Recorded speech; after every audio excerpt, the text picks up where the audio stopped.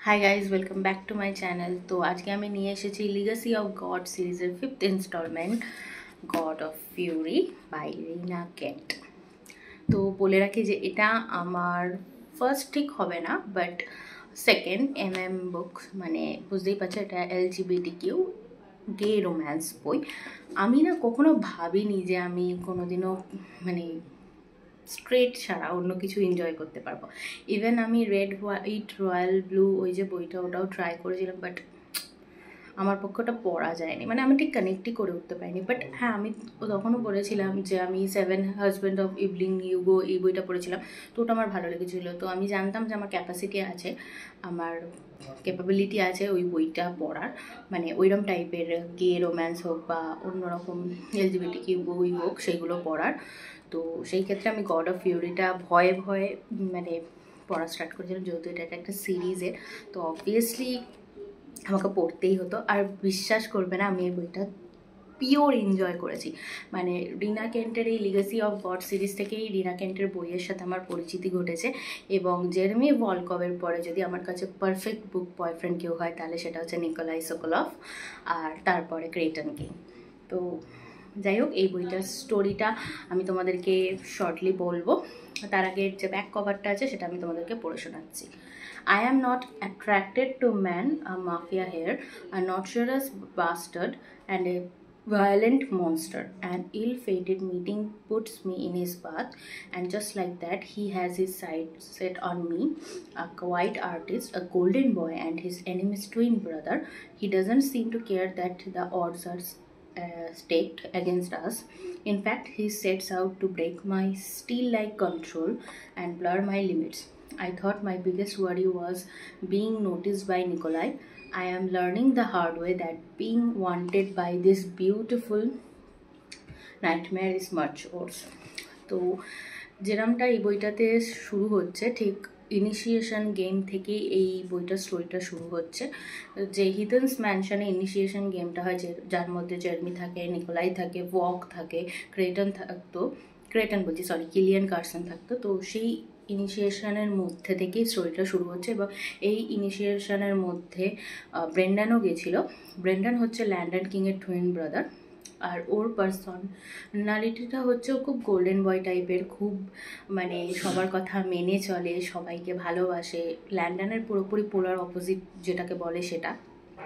তো ওই ইনিশিয়েশন গেমে কি হয় যে নিকোলাইয়ের ইন্টারেস্ট ব্রেন্ডানের মধ্যে চলে আসে, আর নিকোলাই হচ্ছে বাইসেক্সুয়াল আর কি। তো সেই ক্ষেত্রে ও প্রথম তো ওর মধ্যেই ব্যাপারটা আসে যে ব্রেন্ডানের এই যে ফ্যাকেটটা আছে, গুড বয়, প্রিন্স চার্মিং, এই জিনিসটাকে আমি পাল্টে ফেলবো, দেখাবো কি। কিন্তু ধীরে ধীরে এই ইনফ্যাচুয়েশনটা অবসেশনে পরিণত হয়, এবং তারপরে এই অবসেশনটা ভালোবাসায় পরিণত হয়। তো সেই স্টোরিটাই এখানে বলা হয়েছে, কি করে নিকোলাই আর ব্রেন্ডানের মধ্যে ভালোবাসার রিলেশনশিপটা তৈরি হচ্ছে। তো যেরকম আর বাদ বাকি রিনা কেন্টের বইয়ের মধ্যে রয়েছে, এর মধ্যেও সেই প্লটটা রয়েছে। তো প্রথম এদের দুজনের মধ্যে, যেহেতু এটা একটা একদমই অন্যরকম একটা রিলেশনশিপ, প্রবলেমস তো আছেই, তার সাথে সাথে এটা একটু অন্যরকম, বিকজ এরা দুজনে সেম জেন্ডার থেকে বেস করছে। আর সেকেন্ড কথা হচ্ছে, ব্রেন্ডান নিজের সেক্সুয়ালিটি নিয়ে একদমই শিওর নয়, ব্রেন্ডান দোনো মনে করছে, কিন্তু নিকোলাই পুরোপুরি শিওর। নিকোলাই ওর লিমিটসগুলোকে পুশ করছে, এবং ব্রেন্ডানকে আমরা দেখতে পাচ্ছি যে ও মানে নিজেকে হার্ম করার এই টেন্ডেন্সি ওর মধ্যে রয়েছে। তার কারণ হচ্ছে ওর একটা পাস্ট আছে, যেটা আমরা শেষে গিয়ে জানতে পারবো। সেই কারণে ও নিকোলাইকেও অ্যাকসেপ্ট করতে পারছে না। ওর মধ্যে এই ব্যাপারটা আছে যে ওর যে আসল, মানে ও যতই দুনিয়াকে দেখাক ও ভালো, ও সব কিছু কন্ট্রোলে থাকে, বেসিক্যালি ও ভেতরে ভেতরে গুমড়ে মরছে, মানে ব্রেন্ডান আর কি। ও সবসময় নিজেকে হার্ম করে, নিজের রিস্ট কাটে, এই রকম টাইপের টেন্ডেন্সি। তো এই কারণে ও নিকোলাইকে বারবার, মানে ওদের দুজনের মধ্যে যে রিলেশনশিপটা সেটা পুশ অ্যান্ড পুল হচ্ছে। তো এরকম হতে হতে দুজনের মধ্যে মিসআন্ডারস্ট্যান্ডিং হচ্ছে। তারপর ল্যান্ডন মিয়ার সাথে যে রিলেশনশিপটা, সেই কারণেও দুই ভাইয়ের মধ্যে প্রবলেমস তৈরি হচ্ছে। এদিকে ব্রেন্ডানের সাথে নিকোলাইয়েরও প্রবলেম তৈরি হচ্ছে। এইভাবে হতে হতে তারপরে এরা দুজনে যাওয়া ঠিক হয়েছে, রিলেশনশিপটা স্মুথলি এগোচ্ছে। তখন ল্যান্ডন বলছি ব্রেন্ডানের পাস্টটা সামনে আসে। বেসিক্যালি ব্রেন্ডানের মা যে আর্টিস্ট, মানে ব্রেন্ডানের মতনই পেইন্টার, তো ওনার যে এজেন্ট রয়েছেন, সেই এজেন্ট আর কি যখন ব্রেন্ডন মাইনর ছিল, 16 বছর বয়স ছিল, তখন ওকে অ্যাসল্ট করেছিল এবং সেই কারণেই ব্রেন্ডন নিজেকে 8 বছর ধরে পানিশ করছে এইভাবে। ও ওই জন্যেই এই যে সেক্সুয়ালিটিস বা সেক্স এই কনসেপ্টটাতে ও মেনে নিতে পারছে না, ও নিজে কনফিউজ থাকছে, ও সবসময় একটা ট্রমাটাইজ হয়ে আছে। এই বইটার মধ্যে বেসিক্যালি দেখানো হয়েছে যে জেন্ডার সোয়াপ করলে একটা মেয়েকে অ্যাসল্ট করা যেরকম, ছেলেকে অ্যাসল্ট করলে সোসাইটি বলো বা যে ভিকটিম সেই জিনিসটাকে কিরমভাবে নেয়। মানে বেসিক্যালি ব্রেন্ডানের মাথায় এটাই আসছে যে আমি ছেলে, কেউ কি এটা বুঝবে যে আমি অ্যাসল্ট হয়েছি, তাও একটা মেয়ের দ্বারা, সেটা তার উপরে কিরম ইম্প্যাক্ট পড়ে সেটা এখানে দেখানো হয়েছে। আর সিরিয়াসলি এখানে ব্রেন্ডন যে ভয়টায় রয়েছে যে ওর ফ্যামিলি ওকে মেনে নেবে না, ওর ফ্রেন্ডস ওকে মেনে নেবে না, সেটা একদমই নয়। ওরা সবাই খুবই সাপোর্টিভ, যেটা খুবই দরকার যারা এই কমিউনিটি থেকে বিলং করে, কারণ তাদেরকে আমরা সবসময় হেট করি, এলিয়েনদের মতো দেখি। তো সেই জায়গায় আর নিকোলাই তোকে হেল্প করছি। তো যখন এই জিনিসটা জানাজানি হয়, ব্রেন্ডন নিজেই ইনসিকিউরিটিতে একটা খুব বাজে স্টেপ নিয়ে ফেলে নিজের জীবন শেষ করার। সেই মুহূর্তে নিকোলাই পুরো পাগলের মতো হয়েছে। যাই হোক, ব্রেন্ডন আউট অফ ডেঞ্জারাস, সেই মুহূর্তে নিকোলাই যায় এবং গিয়ে যে ওকে অ্যাসল্ট করেছিল ল্যান্ডনের সাথে, মানে দুজনে একদম একসাথে কাজ করে তার থেকে বদলা নেয়।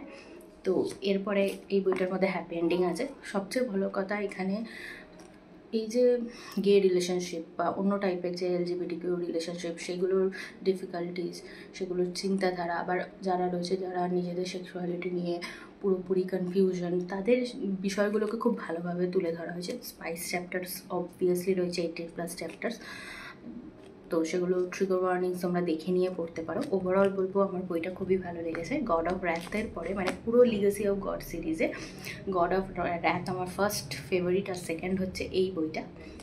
এরপরে যে লাস্টটা গড অফ ওয়ার, সেটাও আমি খুব শিগগিরই পড়বো এবং পড়ে সেটা রিভিউ আসবে। তো যাই হোক, এরকম ইংলিশ নভেলসের সামারি ও রিভিউ শুনতে অবশ্যই আমার চ্যানেলটাকে like, subscribe, share and comment করে দিও। ও আর একটা ভালো কথা, এই বইটা আমি মিশো থেকে পারচেস করেছি, অনেকটা কমে পেয়েছি। দুটো বই একসাথে কিনেছিলাম, গড অফ রুন আর গড অফ ফিউরি। তোমরা চাইলে মিশো থেকেও পারচেস করতে পারো, বইটার কোয়ালিটি ভালো, প্রিন্টিং মিস্টেক একটুও নেই। এছাড়া তোমরা ফ্লিপকার্ট, অ্যামাজনেও দেখতে পারো, ওতে হয়তো একটু প্রাইসটা বেশি পড়বে। তো নেক্সট ভিডিও অবধি তোমরা ওয়েট করো। টাটা।